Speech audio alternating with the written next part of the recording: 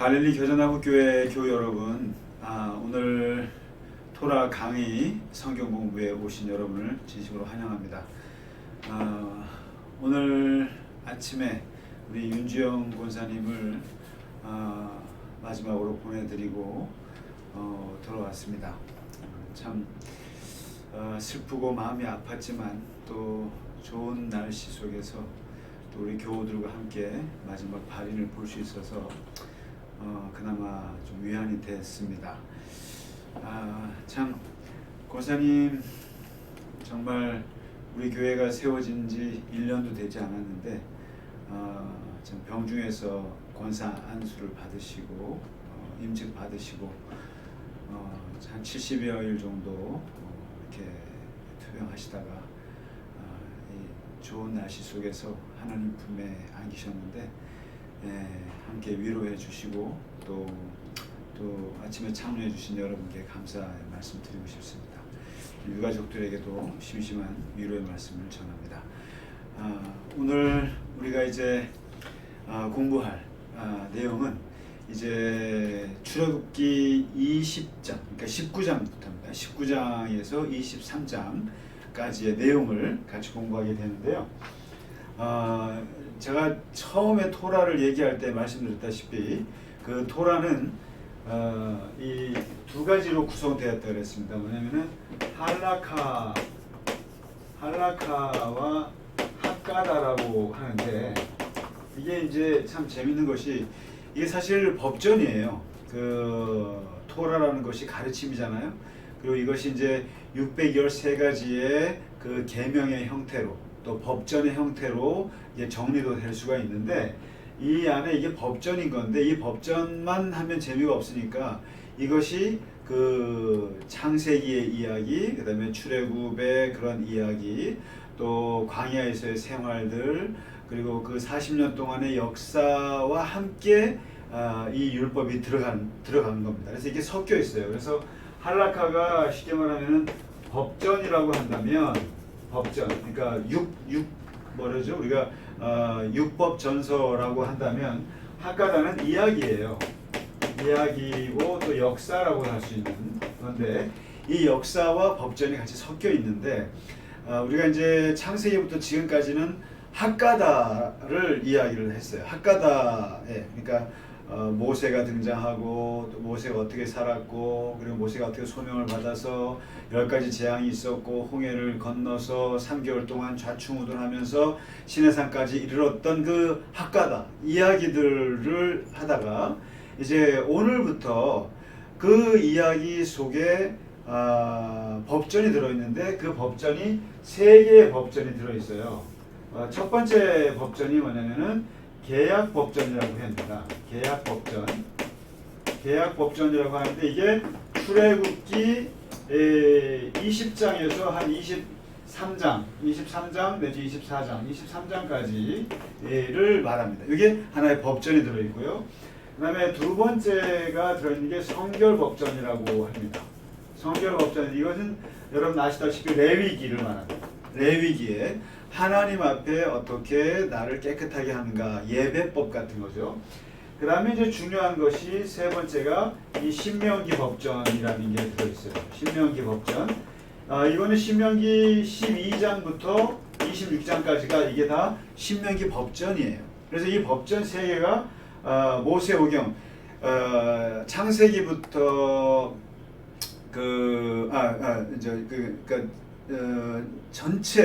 전체의 출애굽기부터죠. 출애굽기부터 레위기, 민수기, 신명기까지 이게 한 117장 정도가 되는데 117장 정도의 분량인데 그 중에 무려 58개의 장이 이게 다 법전입니다. 이게 그러니까 계약법전, 성결법전, 신명기법전 이것이 이제 법전인데 그러면 이 법전이라고 하는 것이 언제 만들어졌는가 이제 보면 역사와 함께 보는 거죠. 그러니까 출애굽을 이제 1월 14일 날 이제 출애굽을 하죠. 출애굽을 해가지고 한 3개월 정도의 여정을 거쳐서 이제 시내산에 도착을 하거든요. 시내산에 도착해서 한 1년 정도를 머뭅니다. 벌써 시내산에서 체류를 해요. 1년 동안 체류를 하는데 1년도 안 됩니다. 그러니까 요게 바로 출애굽기 19장부터 레위기를 지나서 민수기 10장까지가 요 10장까지가 이게 시내산에서 있었던 이야기예요. 그러니까 이제 이게 한 40개 장 정도가 되겠죠. 40개 장 정도가 되는데 이 출애굽기부터 요 민수기 10장까지가 이게 시내산 1년 역사예요. 1년 동안 이제 있는데 그럼 이 시내산에서 1년 동안 머물면서 무엇을 했느냐? 두 가지를 합니다. 그게 바로 그야말로 토라가 하나님께서 주시는 거죠. 하나님의 말씀, 하나님의 말씀이라고 할 수 있고 하나님의 법전이 이제 떨어지는 거죠. 법전, 하나님의 계명이 하나님의 계명. 이게 뭐냐면은 이제 19장에 보시면 출애굽기 19장에 보면은 시내산에 도착했을 때 하나님께서 하나님의 비전 선포를 하시잖아요. 내가 너희를 두 가지 국가를 만들 거다. 하나가 제사장 국가, 제사장 나라를 만들 것이고 하나는 거룩한 백성. 이 두 가지. 하나님과의 관계에서는 하나님을 상대하는 나라, 하나님 신앙의 나라. 그 다음에 거룩한 백성은 일반 사회에서 일반 이방 나라와 비교했을 때 너희는 구별된 민족. 이 두 가지의 비전을 선포를 하시고 이 시내산에서 하나님의 말씀을 주시는데 바로 이 제사장 나라와 거룩한 백성이 되기 위한 헌법이 제정되는 겁니다. 이 헌법. 어떻게 보면 하나님 나라의 헌법이 이제 여기서 시내산 1년 동안에 만들어지는 거예요. 숙성이 되는 거죠.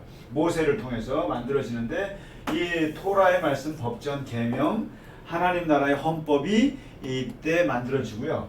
그 다음에 이 시내산에서 했던 게 뭐냐면은 성막 설계를 합니다. 성막 설계. 그러니까 모세만 하나님을 상대를 했거든요. 그런데 하나님께서 그 기준을 낮추셔가지고 일반 백성들도 만나 주시겠다고 했던 방법이 성막이에요. 그래서 어떻게 일반 백성이 하나님께 나아가는가 그 절차와 방법과 그런 기준들을 만들어준, 그래서 이것을 성막이라고 하는 하나의 예배 제단을 이제 만들게 되는, 설계를 하게 되는, 이것이 이제 시내산 1년 동안 이루어지는 겁니다. 그래서 이 두 가지인데 오늘은 그 첫 번째로서 바로 이 하나님 나라의 헌법을 보겠습니다. 하나님 나라의 헌법, 이제 첫 번째 계약 법전인데 이 계약 법전을 들어가기 전에 항상 이 마치 예인선이라고 그러죠. 큰 배를 끌고 가는 작은 배가 있는데 그 예인선 같은 역할을 하는 것이 있어요. 그 다음에 계약법전이나 성결법전이나 또 이 신명기 법전 세 개지를 다 아우러서 어떻게 보면 요약적이라고도 할 수 있고, 그리고 가장 먼저 하나님께서 이스라엘 백성에게 모세에게 주신 그 압축된 10개의 10마디 말씀이 있어요. 10마디 말씀, 그거를 십계명이라고 합니다. 데칼로그. 십계명. 이게 이제 쉽게 말하면은 그 아세레트 핫데바림, 어렵네요.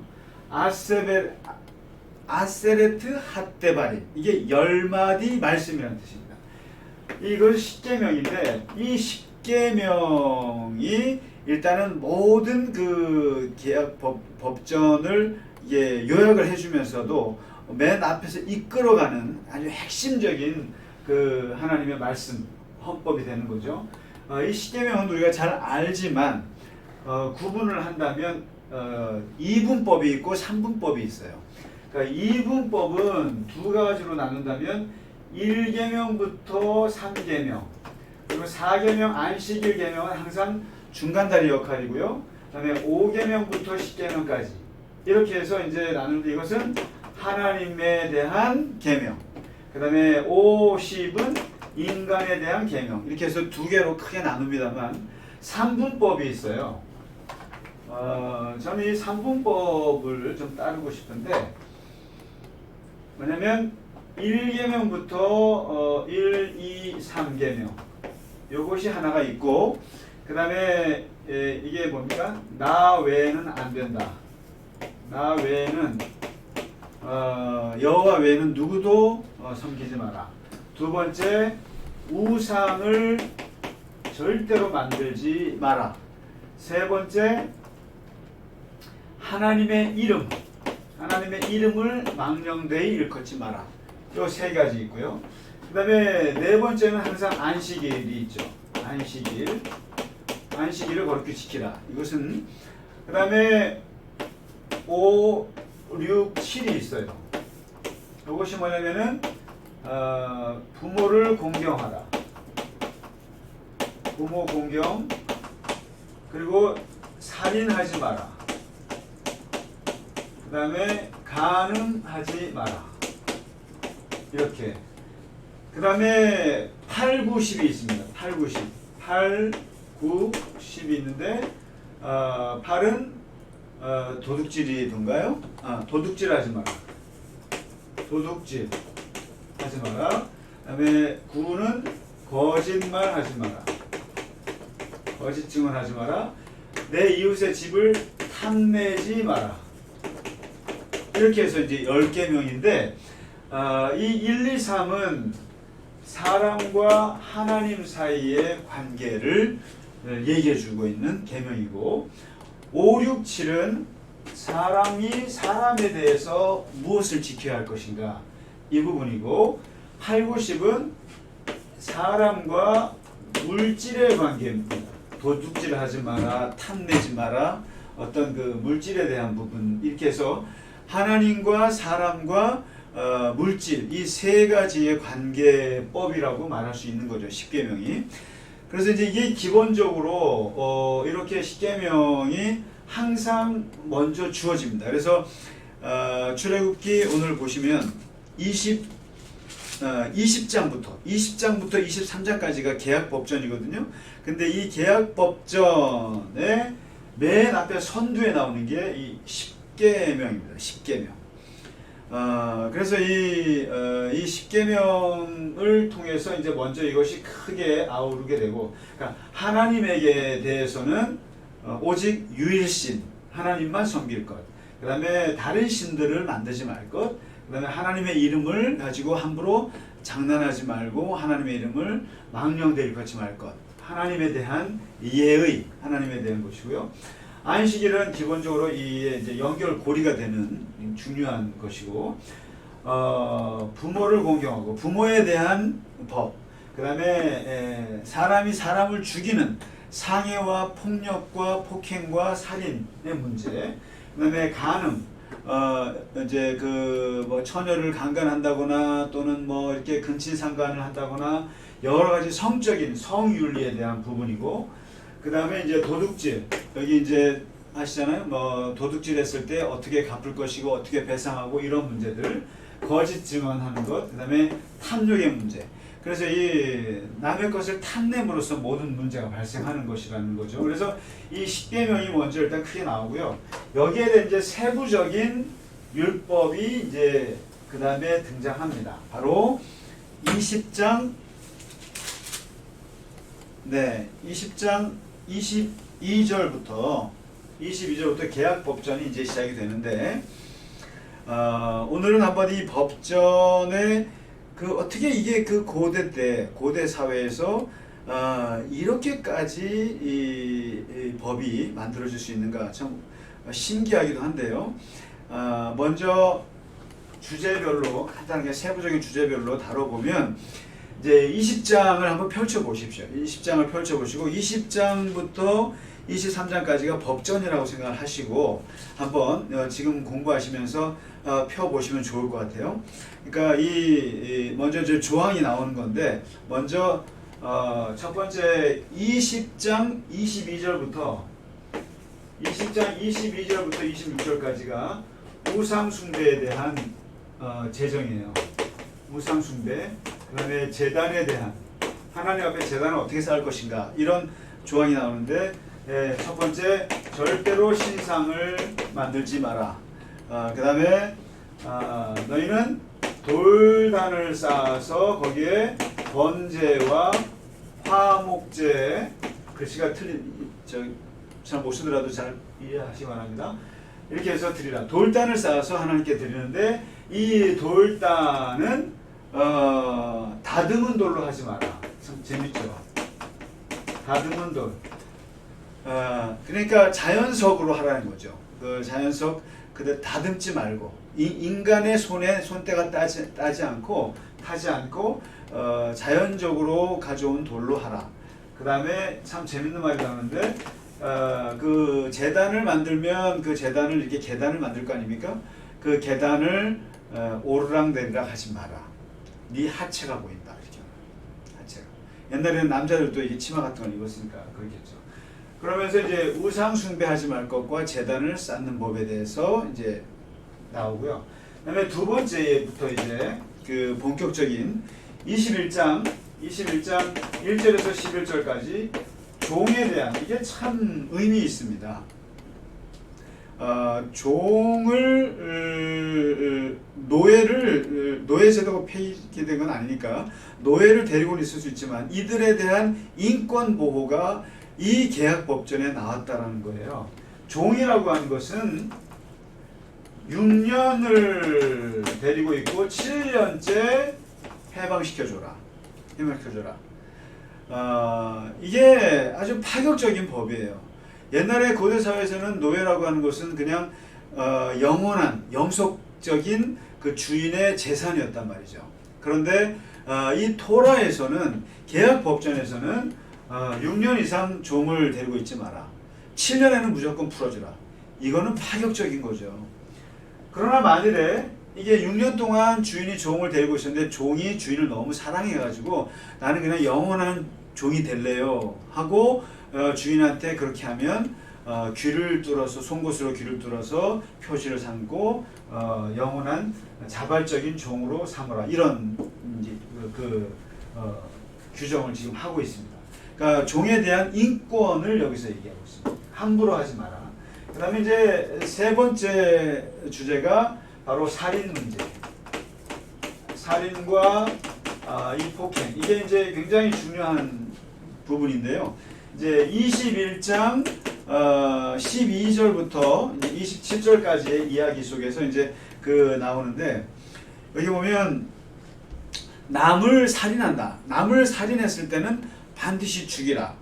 그러니까 이제 죽여야 될 그러니까 사형에 해당하는 법이 세 가지예요. 경우가. 첫째는 살인했을 때, 둘째는 부모를 저주하거나 때렸을 때.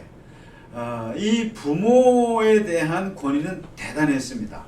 그래서 이 부모를 때리거나 부모에게 욕을 하거나 이거는 가차없이 죽이라고 되어 있어요. 그 다음에 사람을 유괴하고 납치했을 때 이것은 사형에 해당하는 것이다. 그러나 예외가 있는데 남을 살인했을 때 꼭 물어봐야 될 게 있는데 그게 바로 고의성 여부를 물어보라 이거죠. 어쩌다 이게 과실치사가 있잖아요. 과실치사일 경우에 내가 죽이려고 했던 것이 아니라 어쩌다가 굴러가는 돌을 쳤는데 그 돌이 그냥 사람을 죽였어요. 근데 사람들이 살인자라고 몰아가는데 나는 너무 억울하죠. 그랬을 때는 도피처를 만들어서 거기로 도망가서 억울함을 풀게 하라. 대단한 얘기죠. 도피성이라는 것이 여기 나옵니다. 도피성. 그러니까 이게 피해자도 중요하지만 피의자에 대한 인권도 여기 나옵니다. 그래서 우리나라가 어떻게 보면 우리나라 이제 그 요즘에 그 법 현실을 보면 굉장히 그 뭐 솜방망이 처벌이라든가 또는 이제 피의자들의 뭐 얼굴을 공개하느냐 마느냐 이런 말들이 많습니다. 이럴 때마다 항상 나오는 게 피의자의 인권 문제도 같이 얘기하고 하죠. 그런데 요즘에 보면 우리나라는 좀 피해자에 대한 고려는 좀 약하다는 생각이 듭니다. 그 피해자의 아픔과 그 부분은 피해자 중심으로 재판하는 것 같지가 않아요. 그런데 너무 지나치게 또 피의자의 인권을 또 얘기하는 옛날에 너무 피의자를 무시했거든요. 근데 이제 민주화되면서 그것이 많이 너무 좋아지다 보니까 요즘엔 또 피의자를 너무 또 보호하는 그런 경향도 없지 않아 있습니다만은 이것이 어디에서 왔느냐면 바로 이 도피성 제도예요. 그러니까 고의적으로 한 게 아닌데 사람이 죽었어요. 그랬을 때는 억울하잖아요. 그럴 때는 도피성으로 도망가서 거기서 그 억울함을 풀도록 하는 참 기가 막힌 제도입니다. 그 다음에 이제 그래서 그 21장 24절이 가장 중요한 이 살인에 대한 부분인데 이 폭력에 대한 부분인데 여기서의 근본 원칙이 나오는데 바로 눈에는 눈, 이에는 이라고 하는 동태복수법. 동태복수. 복수를 하되 똑같은 형태로 하라는 거예요. 이 말은 제가 여러 번 말씀드렸다시피 되게 신약에서는 되게 잔인한 법으로 느껴져요. 예수님께서 너는 눈은 눈으로 이는 이로 갚으라 했으나 나는 너에게 말하노니 원수를 갚지 마라 사랑하라 이렇게 말씀을 하셨는데 이 구약에서 동태복수법이라고 하는 것은 눈을 뽑았으면 눈만 뽑아라. 참 말이 너무 잔인한데 잔인하게 들릴지 몰라도 사람들은 기본적으로 이 폭력이라고 하는 것은 상승 효과가 있고 상승의 메커니즘이 있기 때문에 눈 뽑혀 놓으면은 눈만 뽑지 않죠. 더 하죠. 한 대 때리면 두 대 때리고 손으로 치면 이 사람은 발로 치고 총으로 쏘고 이런 거죠. 그러니까 폭력의 악순환을 막는 방법이 바로 이 동태복수법입니다. 정확하게 받은 만큼만 갚으라라고 하는 것이 이 구약에. 그러니까 그 고대 근동 사회에서 볼 때는 가장 합리적인 복수법이 되는 겁니다. 그래서 이 남에게 피해를 주고 받고 했을 때는 똑같이 하라는 거거든요. 그 다음에 이제 좀 더 구체적으로 들어가 볼게요. 뭐냐면 상해를 입혔을 때 이 폭행에서 말다툼을 하다가 주먹이 나간 거죠. 말다툼을 하다가 주먹이 나가서 상해를 입혔을 때는 어떻게 할 것이냐. 그때는 경제적으로 보상을 해줘야 한다. 돈으로 물어줘야 된다는 거죠. 그 다음에 종들을 죽이겠다. 그러면 그 종들을 풀어줘야 한다는 거고요. 그 다음에 이제 다투다가 임산부를 낙태시켰다. 그럼 어떻게 해야 됩니까? 치료를 해줘야 되겠죠. 근데 이때는 벌금을 내라는 거예요. 그 낙태에 대한 배상을 해야 된다. 그 다음에 두 사람이 다투는데 제3자가 말리다가 얻어맞았다. 그랬을 때는 동태복수하라. 똑같이 얻어맞은 만큼 때려라. 이렇게 얘기합니다. 그 다음에 주인이 이 종을 만일에 때렸다. 주인이 종을 때려서 상해를 입혔다 그러면은 그 종을 풀어줘야 한다. 그래서 이 피해를 입힌 만큼 피해를 받아야 한다는 거예요. 이것이. 그래서 이제부터 보시면 이 토라에 특히 이 법전에 그 구약 성경의 법의 특징은 굉장히 사람의 목숨에 대해서 조심합니다. 왜냐면은 아무리 사람이 큰 죄를 지어도 웬만하면 물질적인 보상으로 다 배상과 보상으로 해결을 하길 바래요. 예를 들면 그 주변의 고대 근동의 함무라비 법전이라든가 또 그 주변의 그 이방 법전들의 특징은 뭐냐면은 잔인해요. 남의 집 가서 세간살이를 훔쳐도 죽이라고 되어 있어요. 그리고 뭐 예를 들면 강간을 했다고 해도 그냥 다 죽이는 걸로 나옵니다. 그러니까 사람의 목숨을 죽이는 것으로 복수하는 것이 아주 쉬웠어요. 그런데 구약 성경은 세 가지 경우를 빼고는 사람을 살인하거나 고의로 살인하거나 부모님을 때려서 또는 부모님을 저주하거나 사람을 납치해서 인신매매를 해서 유괴하거나 이런 경우가 아니면 사람을 죽이진 않아요. 죽이는 쪽으로 웬만하면 하지 않고 웬만하면 경제적으로 보상을 하거나 배상을 하는 법으로 나옵니다. 이거 뭘 말하냐면은 이 토라의 기본 정신은 사람의 목숨을 함부로 죽이지 말 것을 얘기하는 인간 존중, 생명 존중에 이게 깔려 있습니다. 이게 다른 고대 근동의 다른 그 법전들과 다른 부분이죠. 그다음에 이제 네 번째 주제로 넘어가 보면은 이제 이게 요즘에 이제 발생하는 문제이기도 한데 임자의 책임이라고 합니다. 임자의 책임 문제. 그러니까 21장 성경 보시면 21장 28절에서 36절까지 나오는 부분인데요. 임자의 책임. 이게 뭐냐면 다들 집에들 동물들 갖고 계시잖아요.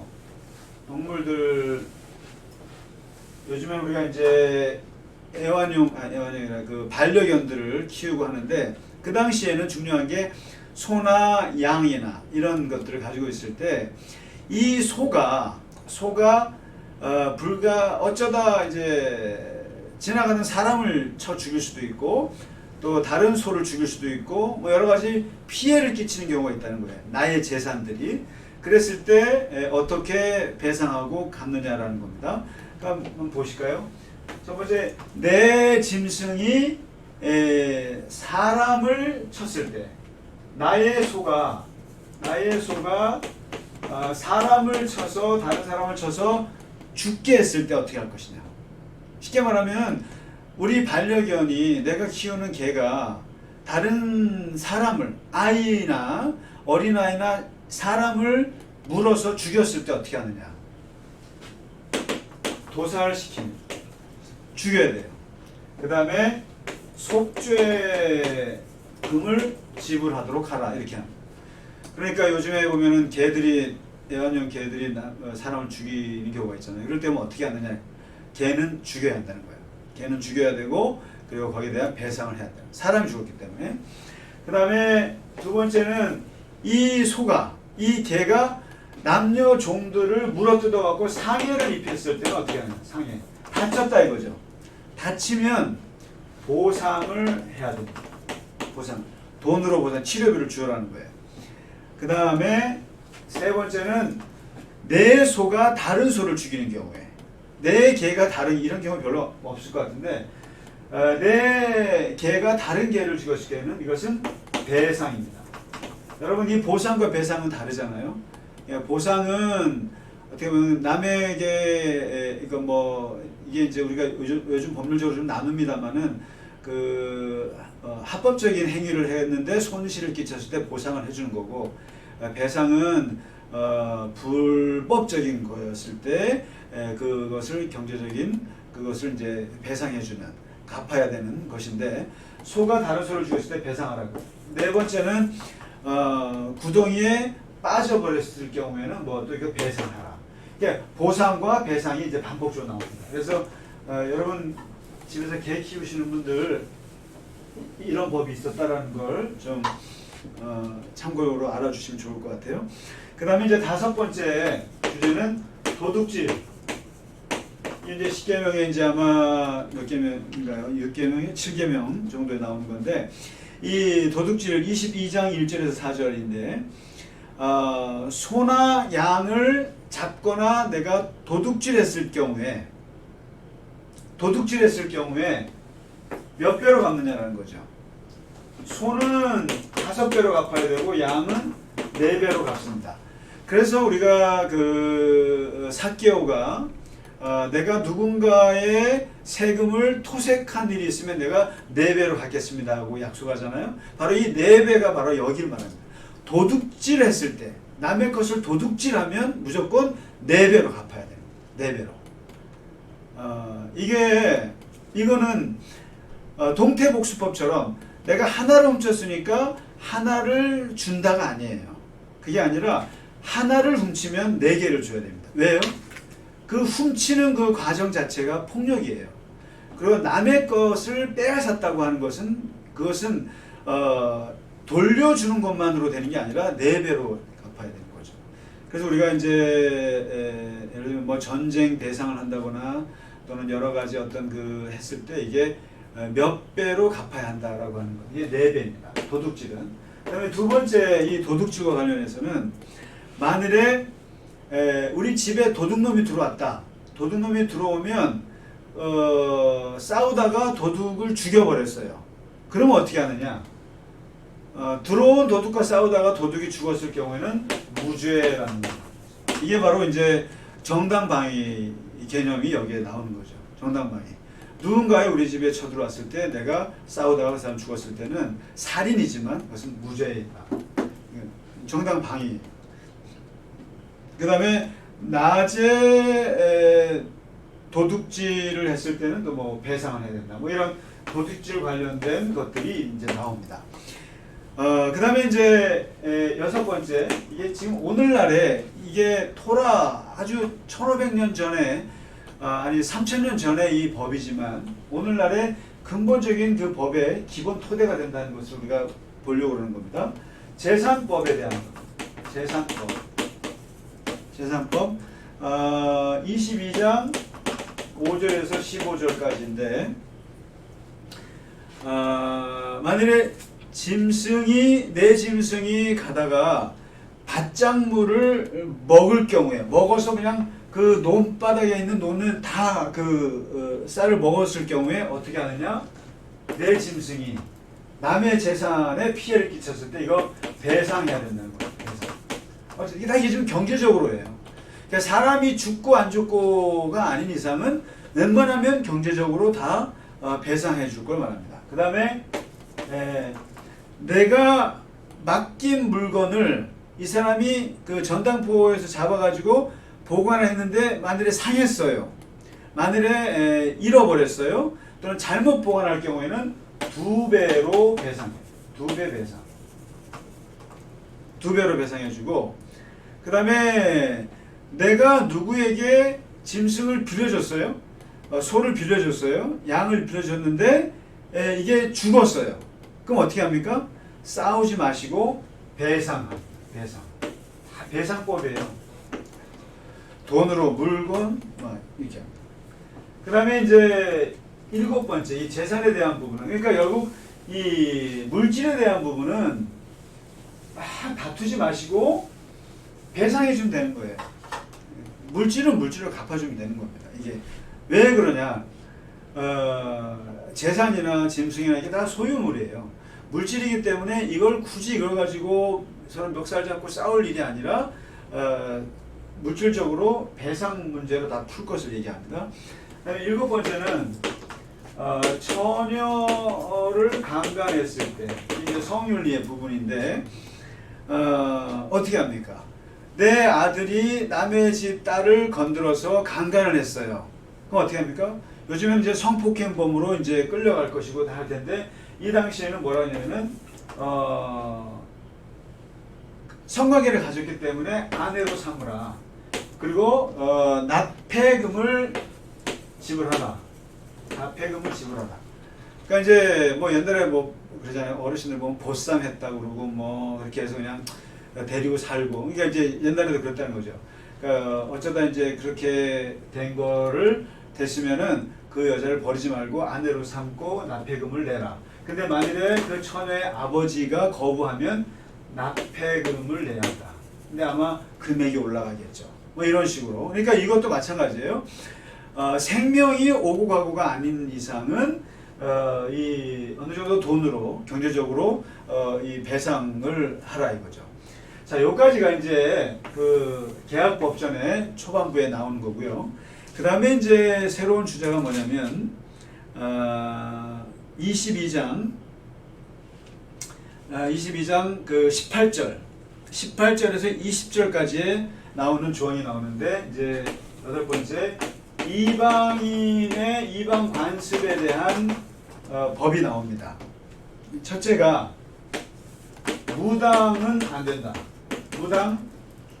무당이 나오면 죽여라. 이게 쉽게 말하면은 다른 신들의 영을 받아서 그것으로 예언을 하고 점을 치고 하는 것들 무조건 없애라. 그 다음에 두 번째 다른 신에게 제사를 드리는 것도 죽여라. 이게 죽음입니다. 그 다음에 여기서 참 재밌는 게 이방 관습 중에 하나가 이게 저는 참 신기한데 수간하는 사람, 수간. 동물과 교적, 동물과 성적인 그런 그 관계를 갖는 사람들도 무조건 죽여라. 이게 아마 그 이스라엘 이방 문화에 있었던 것 같아요. 그래서 이 무당 죽이고 다른 신을 섬기는 것 죽이고 수간하는 것들은 없애라 나오고요. 이제 이방 간섭에 대한 것이 나오고, 그다음에 아홉 번째 주제가 바로 이제 이게 어떻게 보면 토라의 보편적인 그런 그 인간 오늘날에도 이것이 우리에게 큰 반향을 주는 건데, 사회적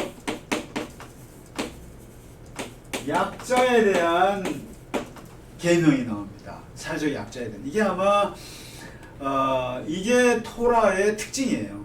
그러니까 다른 그 법전들하고 달리 이 사회적 약자에 대한 배려가 아주 강한 게 이 토라의 법전의 이제 어떻게 보면 독특성이고 위대함인데, 이 당시에 바로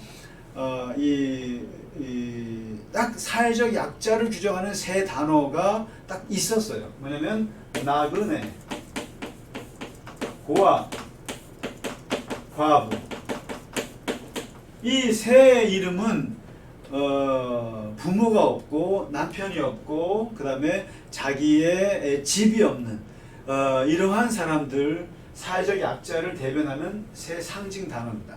나그네, 고아, 과부를 압제하지 마라. 압제하지 마라. 이게 이제 계속 반복해서 나옵니다. 그러면서 왜냐하면 너희도 나그네였다라는 것을 기억하라는 거죠.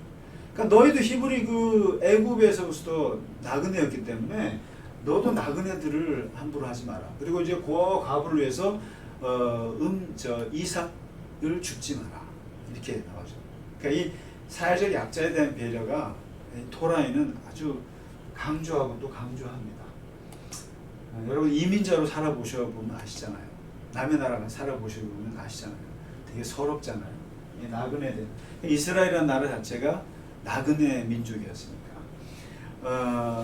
그리고 이제 여기서 보면은 이웃의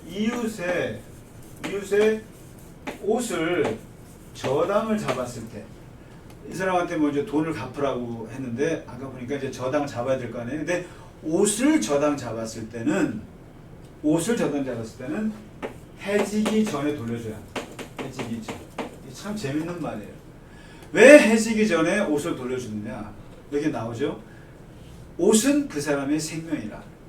만일에 그 사람이 여러분 이 팔레스틴 지역에 아시잖아요. 밤에 춥다는 걸.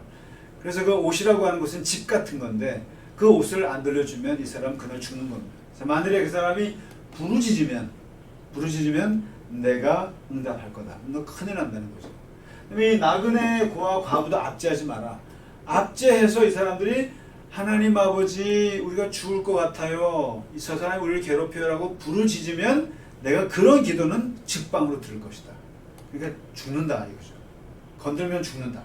그 사람들이 만일에 힘들어가지고 나에게 부르짖기만 하면 나는 바로 응답한다. 이거 굉장히 무서운 말씀입니다.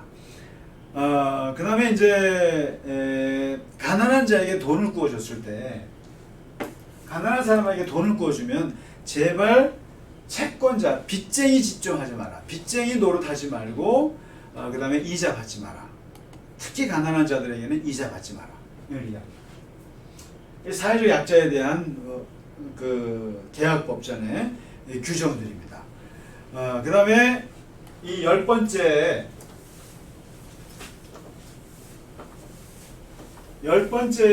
뭐냐면 이제 재판을 받게 될 경우에, 이게 정의에 대한 부분인데요.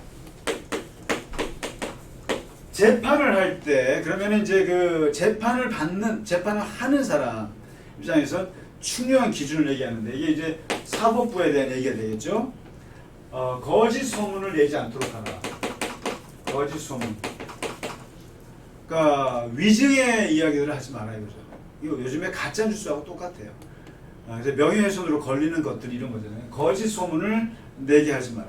저 사람 누구하고 뭐 어땠다더라 이런 말들이 그때나 지금이나 사람을 그 명예를 훼손하고 사람을 죽이는 방법 중에 하나가 이 거짓 소문이기 때문에 그렇습니다. 거짓 소문 내지 말고, 두 번째, 다수의 의견에 따라서 부당하게 증언하지 마라. 그러니까 다수결의 원칙에 따라서 이 사람들이 다 저 사람을 미워하니까 나도 같이 미워한다. 저 사람이 뭐, 그러니까 다수의 의견을 따라서 어떤 진리를 왜곡하지 마라. 다수 의견입니다. 그 다음에 세 번째 재판에 대해서는 가난한 자라고 해서 두둔하지 마라. 그렇습니다. 그러니까 너무 가난하다고 해서 그 사람 편도 들지 마라. 가난하다고 해서 법 앞에서는 공평한 거다. 이렇게 말하고, 네 번째 보면은 미워하는 자의 나귀가 넘어지면 어떻게 하느냐? 박수를 치라 이러지 말고, 네가 싫어하는 사람의 소유물이 망가지면 도와주라. 참 대단한 얘기입니다. 미워하는 자, 원수의 미워하는 자의 나귀가 넘어지면 도와주라.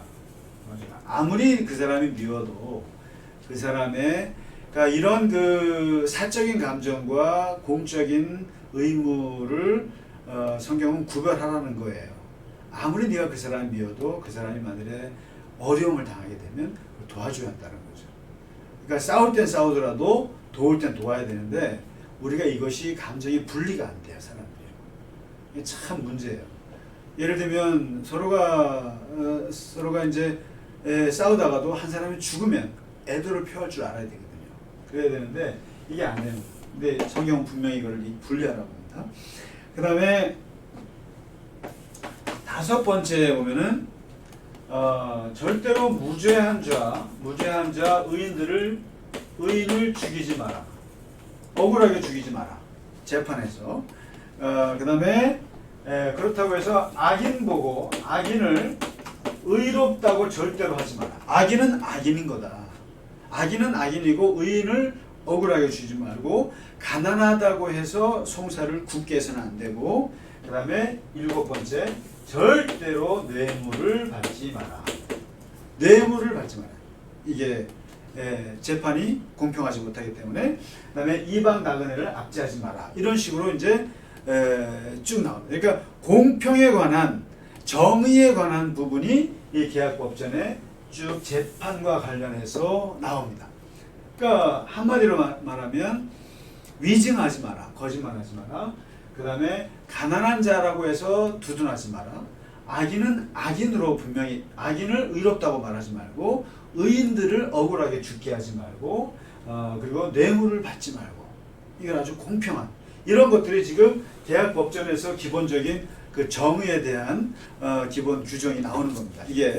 그러니까 요게 이 시대에 되게 파격적이라는 것을 생각해 보실 필요가 있고, 오늘날에도 이것이 법의 기준이 되는 거죠. 사실은 헌법의 기본 정신으로 들어오는 거죠. 그 다음에 11번째가 이제 23장 10절에서 13절까지가 안식일과 그다음에 안식년이 나옵니다. 안식년에 대한 규정이 나오는데, 쉽게 말하면 그런 겁니다. 안식일은 7일 만에 쉬잖아요. 안식일의 의미는 뭐냐면 인간이 6일 일하고 7일째 쉬라는 겁니다. 가축들도 노동의 해방입니다. 노동의 해방. 그러니까 매일같이 일하면 안 되죠.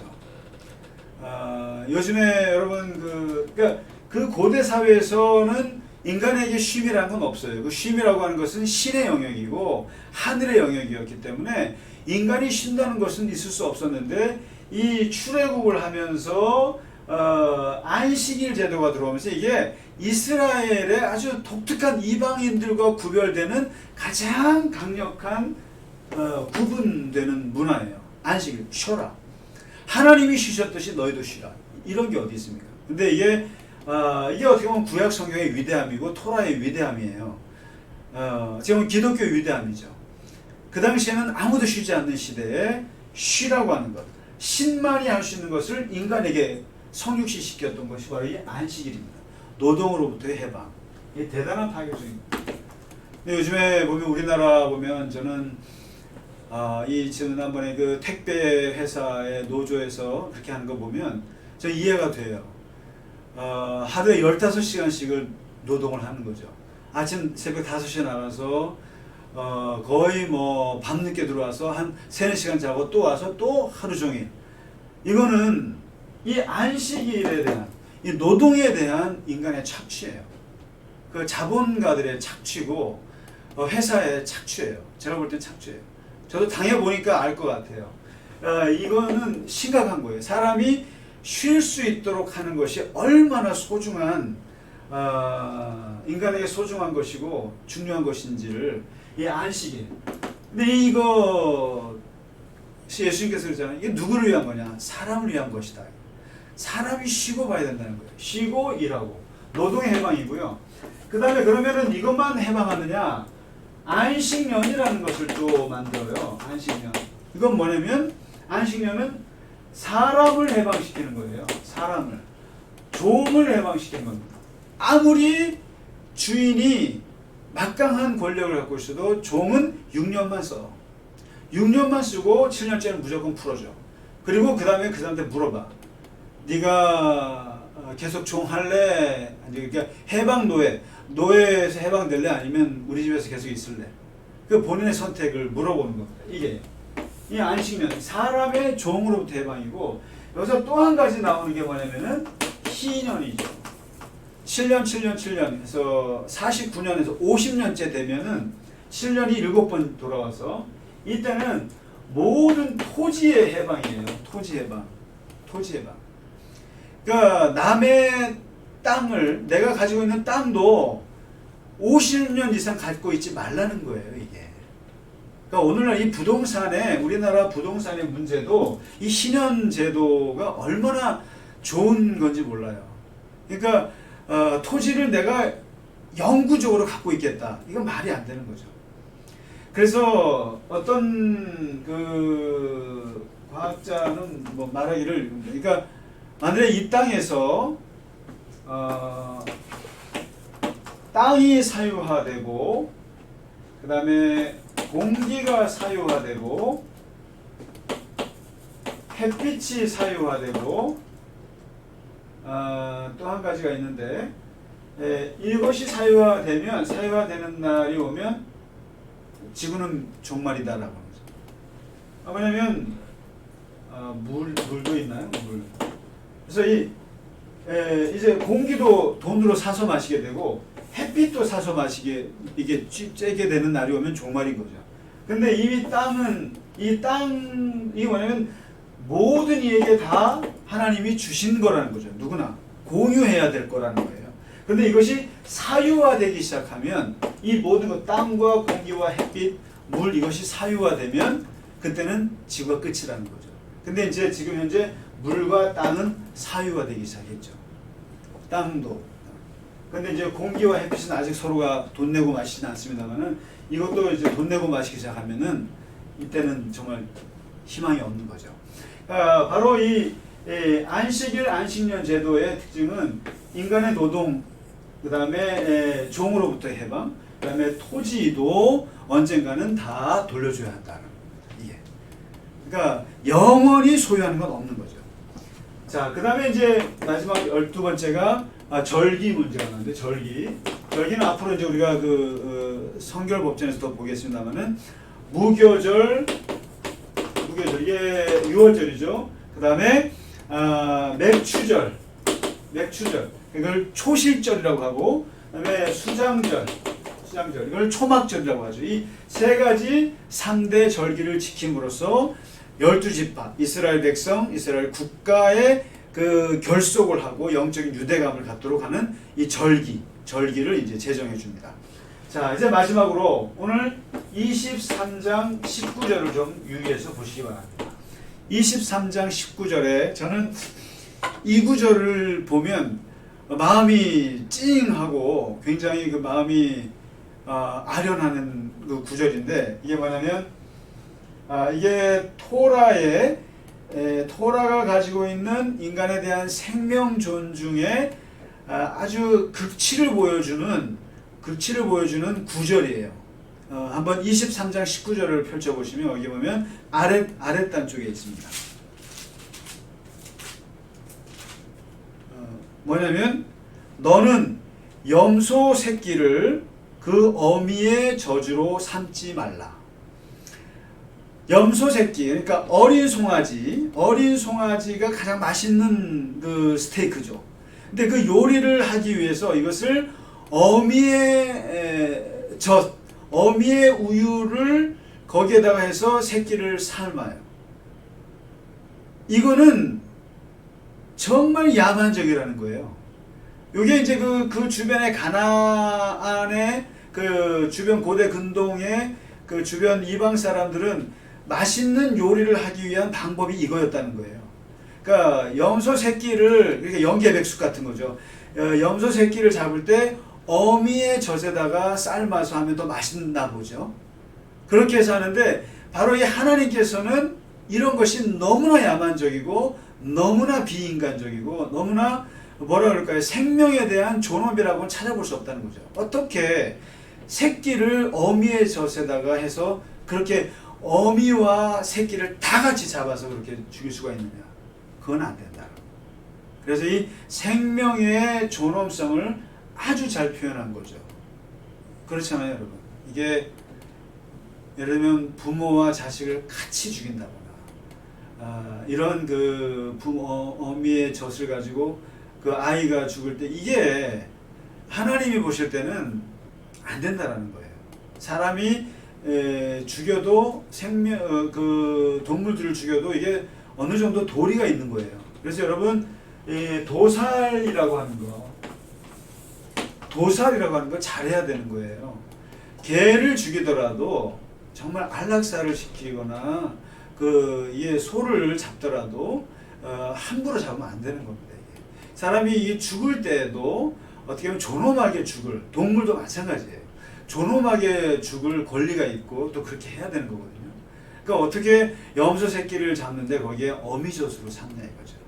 그래서 이게 뭐냐, 나그네나 과부나 고아나 이런 그 사회적으로 어려운 사람들이나 또 사람이 사람에 대해서 대할 때 너무 야만적으로 너무 생명을 존중하지 않는 그런 잔인한 방식으로 대하지 말 것. 이런 것을 가장 잘 표현한 말이 너는 염소 새끼를 그 어미의 젖으로 삼지 말라라는 말씀에 응축되어 있다고 볼 수 있습니다. 그래서 오늘은 이 계약법전, 그러니까 십계명으로 출발해서 이제 출애굽 시내산에서 하나님께서 주신 계약법전의 한 12가지 정도의 주제를 오늘 말씀드렸습니다. 오늘 이 정도로 공부하고 다음 주에는 그 이후를 같이 공부하도록 하겠습니다. 고생 많으셨습니다.